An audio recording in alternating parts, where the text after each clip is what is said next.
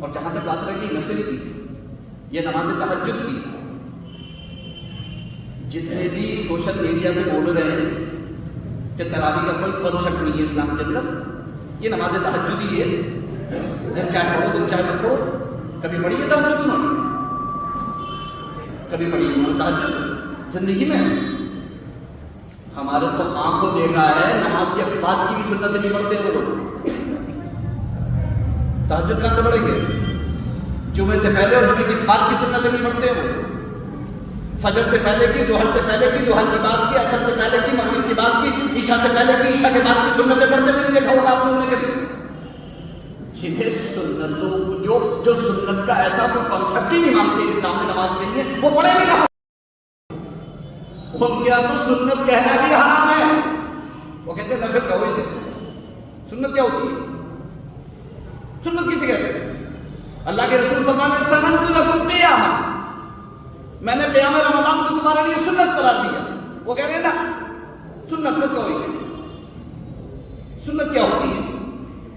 اتنا نماز سے، سنتوں سے اور نفل نماز سے اتنی جان چرانے والے اور یہ کہنے والے کے ساتھ جو چیز ہمارے جو ہے وہ قرآن میں ہوگی وہ ہم مانیں گے، اور جو قرآن میں نہیں ہوگی ہم اسے دین نہیں مانیں گے، ٹھیک ہے، بہت اچھی بات ہے۔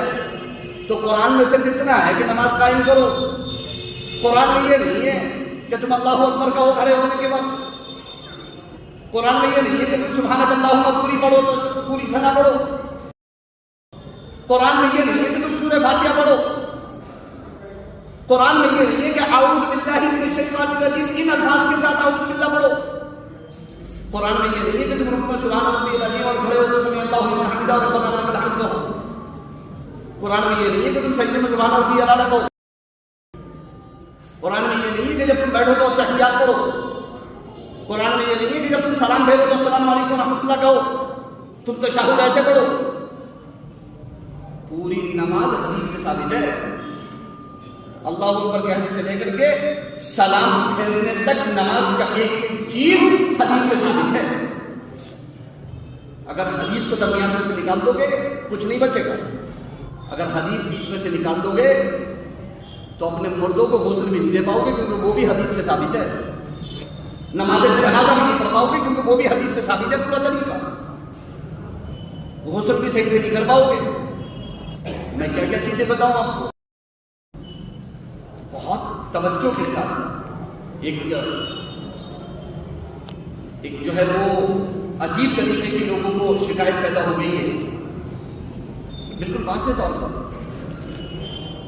میں تو صرف اتنا کہنا چاہ رہا ہوں کہ آخر کیا محدثین نے جھوٹ بولا ہم سے؟ کیا امام ترمذی نے ہم سے جھوٹ بولا جو امام بخاری کے شاگرد ہیں؟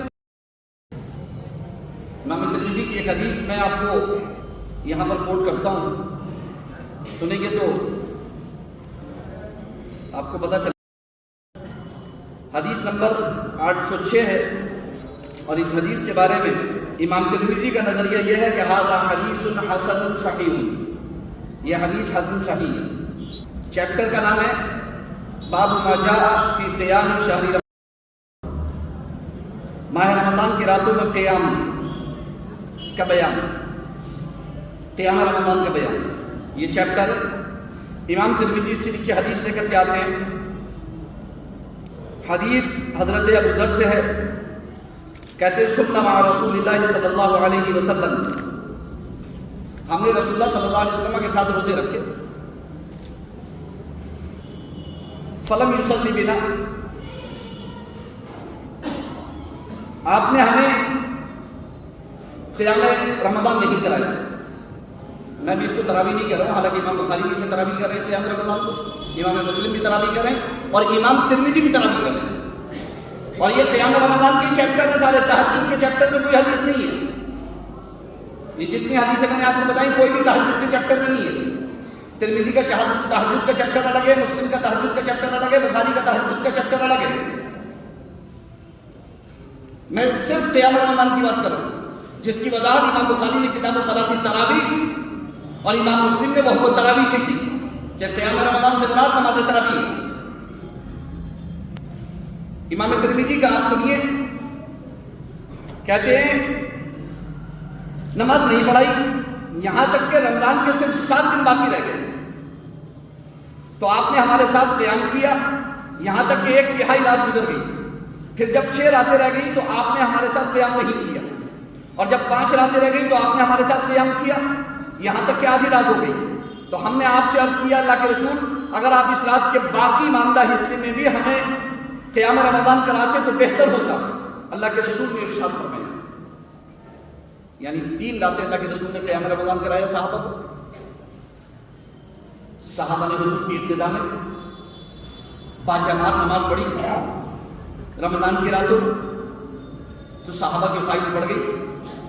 تیسری رات کہنے لگے یا رسول اللہ باقی رات کا جو حصہ رہ گیا اس میں بھی آپ ہمیں پڑھا دیجیے نا، ہم آپ کے پیچھے پڑھنا چاہتے ہیں. اللہ کے رسول نے کیا ارشاد فرمایا؟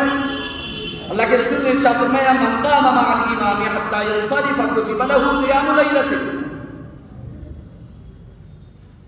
کہ جس نے امام کے ساتھ قیام رمضان کیا یہاں تک کہ امام فارغ ہو جائے تو اس کے لیے قیام اللیل لکھ دیا جائے. جو امام کے ساتھ قیام رمضان کرے گا، جو امام کے ساتھ نماز تراویح ادا کرے گا، اسے تہجد کا ثواب بھی مل جائے گا. سبحان اللہ سبحان اللہ.